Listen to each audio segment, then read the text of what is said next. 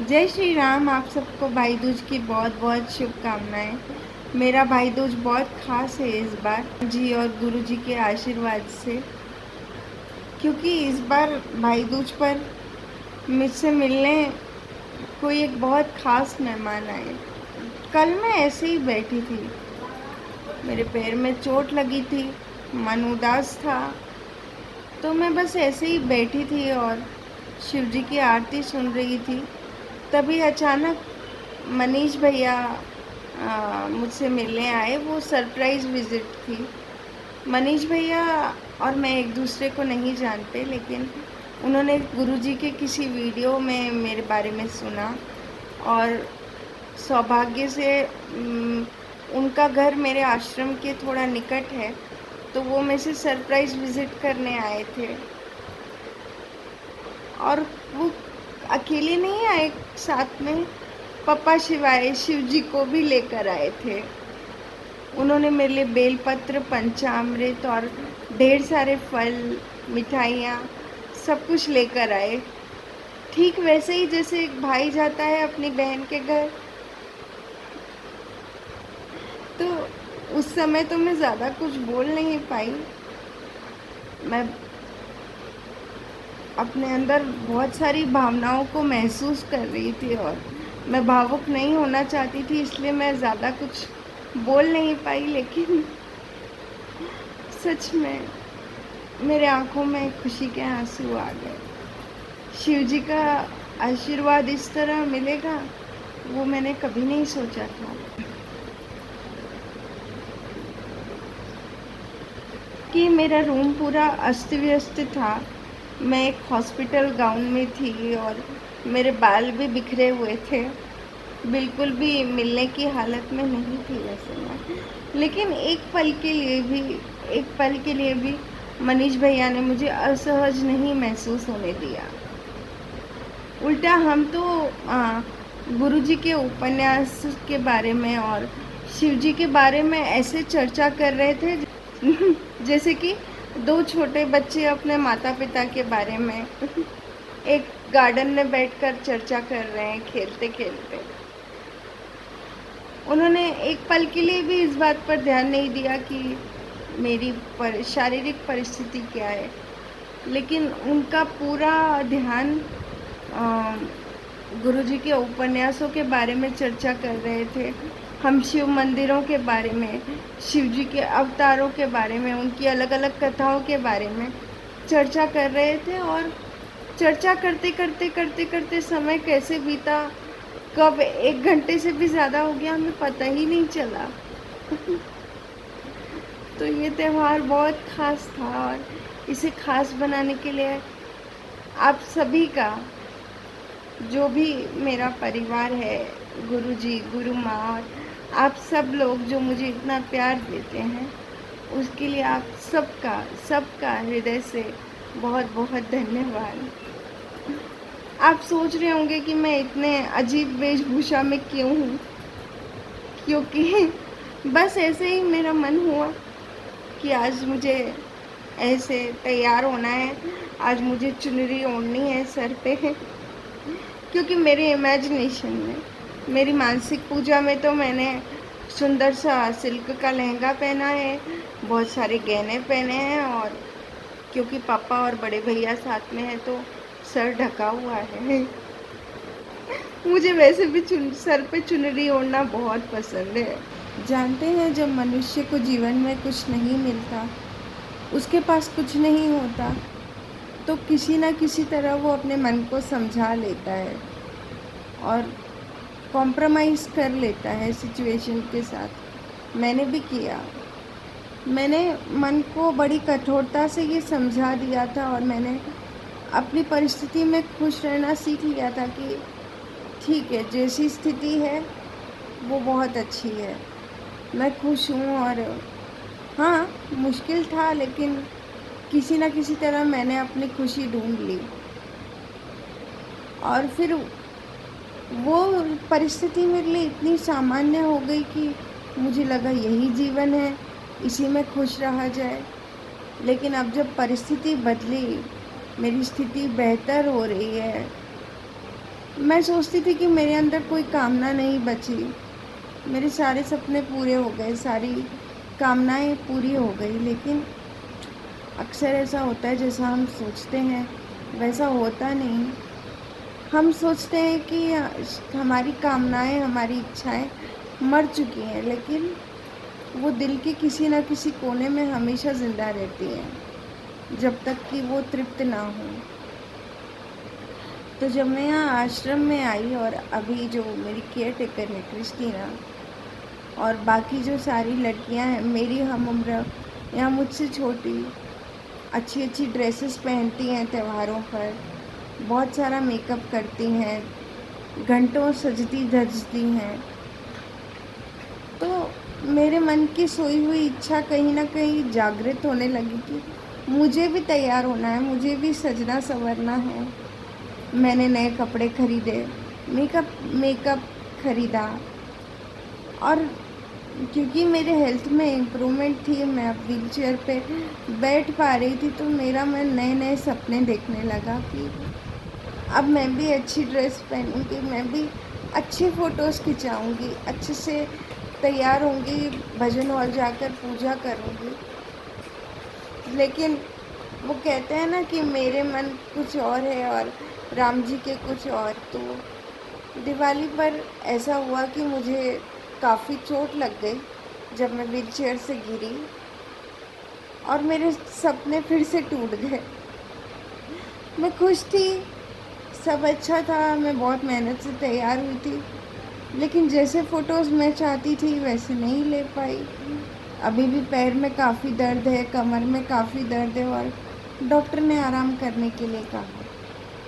तो भाई दूज पर तैयार होकर नीचे जाने का और टीका लगाने का, वो गणेश जी की बड़ी मूर्ति को और फ़ोटो खींचने का सपना मेरा टूट गया। इस कारण मेरा मन उदास था। मैं पप्पा शिवाय से, कान्हा से शिकायत नहीं कर रही थी, बस सवाल पूछ रही थी कि मैंने तो अपने मन को समझा लिया था कि मैं जिस परिस्थिति में हूँ ठीक हूँ। आपने मुझे उम्मीद क्यों दी कि मैं ठीक हो सकती हूँ? मेरी नीचे भजन हॉल में मेरी बेइज्जती कराने के लिए ऐसे नई नवेली ड्रेस में मैं गिर गई, कितनी एम्बैरेसमेंट हुई मुझे। अगर आपको ठीक करना ही नहीं था तो मुझे उम्मीद क्यों दी? उम्मीद ही ना देते ना। तो मेरा मन इस तरह विचलित था, और जब भी मेरा मन विचलित होता है मैं शिव मानस पूजा करती हूँ या जाप करती हूँ शिव जी का। और कल जब आप आए तो मैं शिव जी की आरती सुन रही थी। अपनी हेल्थ के कारण, आसपास की परिस्थितियों को लेकर और संसार में जितना कोलाहल है उसे लेकर मेरे मन में बहुत विचार चल रहे थे, बहुत विचलित था मेरा मन। लेकिन मैं पप्पा शिवाय की आरती सुन रही थी और ओम नमः शिवाय का जाप कर रही थी और हर हर महादेव का जयकारा लग रहा था। और तभी आप आए और आपने मुझे पंचामृत और ये बेलफल और काफ़ी सारी मिठाइयाँ आपने लाई। तो मैं तुम्हें क्या कहूँ, मतलब मुझे लगा कि पप्पा शिवाय ने आपके रूप में अपना कोई गण भेज दिया है, या शायद गन्नू भैया रूप बदल कर आ गए हैं। खुशी को शब्द में बयां नहीं कर सकती। मुझे बहुत खुशी हुई आपके मस्तक पर टीका करके, और उससे भी ज़्यादा खुशी तब हुई जब आपने मेरे मस्तक पर अपना हाथ रखकर मुझे आशीर्वाद दिया। सच में ये आशीर्वाद बहुत कीमती था मेरे लिए। आपका बहुत बहुत धन्यवाद। पता है मैं बार बार धन्यवाद कह रही हूँ, लेकिन बस ये मेरे मन के भाव हैं। आप जब आए, आप मिठाइयाँ लाए थे और मैंने तब आपके गिफ्ट्स खोलकर नहीं देखे। बाद में आपके जाने के काफ़ी देर बाद जब मैंने वो गिफ्ट्स खोले तो मैं आश्चर्य में पड़ गई, क्योंकि शिव मानस पूजा के दौरान मैंने जो शिव मानस पूजा सीखी है उसमें शिवलिंग पर साबुत मूंग की दाल, चने की दाल, पंचफलों का रस, इन सब से महादेव का अभिषेक किया जाता है। चने की दाल या चने की दाल से बनी हुई मिठाइयाँ शिव जी को चढ़ाने का एक शिव जी को चढ़ाए जाते हैं, अच्छे स्वास्थ्य और सौभाग्य के लिए है। आपको पता है बेल फल को लेकर एक मान्यता है नेपाल में। नेपाल में बेल फल को लेकर ये मान्यता है कि कुंवारी लड़कियों की शादी बेल के पेड़ से शादी कराने का रीज़न ये होता है कि ऐसी मान्यता होती है कि जब एक कुंवारी कन्या का विवाह बेल फल से होता है तो फिर वो सदा सुहागन, सदा सौभाग्यवती रहती है, चाहे उसकी शादी हो ना हो। अगर उसकी शादी हुई तो वो सदा सुहागन रहेगी, उसका पति उसे कभी छोड़कर नहीं जाएगा, बहुत प्यार करेगा। और अगर किसी कारणवश उसकी शादी नहीं होती या वो विधवा हो जाती है, भगवान ना करे कोई हो, तो अगर वो विधवा भी हो जाती है, उसका प्रियतम उससे दूर चला जाता है, तो भी वो सौभाग्यशालिनी ही मानी जाएगी। क्योंकि नेपाल में उस कम्युनिटी की मान्यता के अनुसार बेल का जो वृक्ष है उससे शादी करना शिव जी को अपना सब कुछ समर्पित करना होता है। कहते हैं कि उससे अखंड सौभाग्य का आशीर्वाद मिलता है। कहते हैं कि जब कुंवारी कन्याओं का विवाह बेलफल के पेड़ से किया जाता है और आशीर्वाद स्वरूप उन्हें बेलफल दिया जाता है तो वो अखंड सौभाग्य की निशानी होता है। और आप देखिए, आप आए तो बेलफल ही लाए। और आज भाई दूज के दिन मेरी शिव जी से प्रार्थना है कि आपको दीर्घायु दे और मेरी भाभी को सदा सुहागन, सदा सौभाग्यवती रखे। ये मैं जानती हूँ कि आपने तो कुछ सोच कर लाया भी नहीं था, आप तो बस निश्चल भाव से ले आए। लेकिन जब बैठकर मैंने आपके सारे उपहार एक एक करके खोले तो मुझे बचपन की सारी कहानियाँ याद आ गई, क्योंकि हर एक उपहार में शिव जी का आशीर्वाद था। पप्पा शिवाय की सुगंध थी। आप मेरे लिए केले लाए, उन केलों को देखकर भी मुझे सुंदर सी कथा याद आई। कदली फल जिसे कहते हैं, केले जो आप मेरे लिए लाए, वो शिव जी को बहुत प्रिय है, क्योंकि उसके पीछे एक कथा थी जो बचपन में मेरी नानी ने मुझे सुनाई थी कि एक अप्सरा थी रंभा, देवराज इंद्र की एक बहुत खूबसूरत अप्सरा थी रंभा का एक नियम था कि वो चाहे कुछ भी हो रोज शिवलिंग पर एक केले का फल चढ़ाती थी, जो कदली फल होता है। वो रोज़ शिवलिंग पर केले का फल चढ़ाती थी। शिव जी से कुछ मांगती नहीं थी, बस अपना भाव व्यक्त करती थी। और शिव जी तो है ही भोलेनाथ। वो उसकी इस निष्ठा से, इस भक्ति से इतना प्रसन्न हुए कि उन्होंने केले का वो नाम ही रंभा फल रख दिया।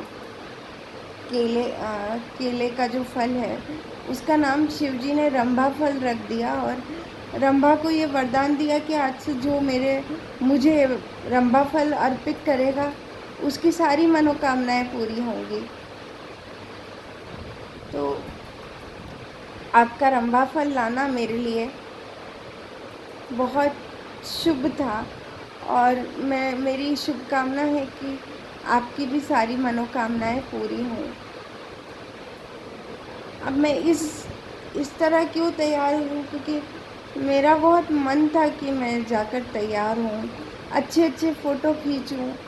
नहीं जा पाई तो मन उदास हो गया, क्योंकि जब कोई उम्मीद ना हो, फिर थोड़ी उम्मीद मिले और फिर उम्मीद मिलकर टूट जाए ना, तो बहुत तकलीफ़ होती है।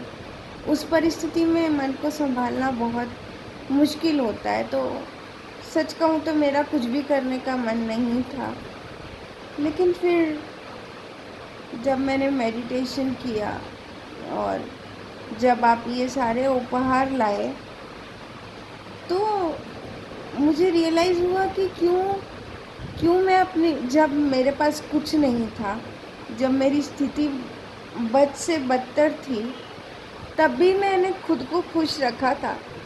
तब भी मैं ऐसे ही चुन्नी पहन के सिंदूर और लिपस्टिक लगा के अपने फ़ोटो खुद ही खींचती थी और खुद को महारानी की तरह महसूस करती थी, राजकुमारी की तरह महसूस करती थी। और आज जब मेरी हेल्थ में इम्प्रूवमेंट हो रहा है, तो एक छोटे से एक्सीडेंट के कारण मैं वापस हिम्मत हार रही हूँ। ये सही बात नहीं है ना? तो फिर आज सुबह उठकर मैं फिर से तैयार हुई और अब ये वीडियो बना रही हूँ। आप सबको भाई दूज की बहुत बहुत शुभकामनाएं। मनीष भैया, खासकर आपको मेरा भाई दूज खास बनाने के लिए आपका बहुत बहुत धन्यवाद है। शिव जी की कृपा आप पर हमेशा बनी रहे। मनीष भैया, आपने जो खुशियाँ मेरे जीवन में लाई, मैं फिर से एक बार कहूँगी कि मेरी दिल से दुआ है आज भाई दूज के दिन कि जितनी खुशियाँ आपने मेरे जीवन में लाई हैं, उससे कई ज़्यादा गुना खुशियाँ आपके जीवन में आए। आप और भाभी और बच्चे हमेशा हमेशा खुश रहें, आबाद रहें। आप दीर्घायु हों, स्वस्थ हों और सदा प्रसन्नचित और शिव भक्ति में लीन रहें, यही मेरी शुभकामना है।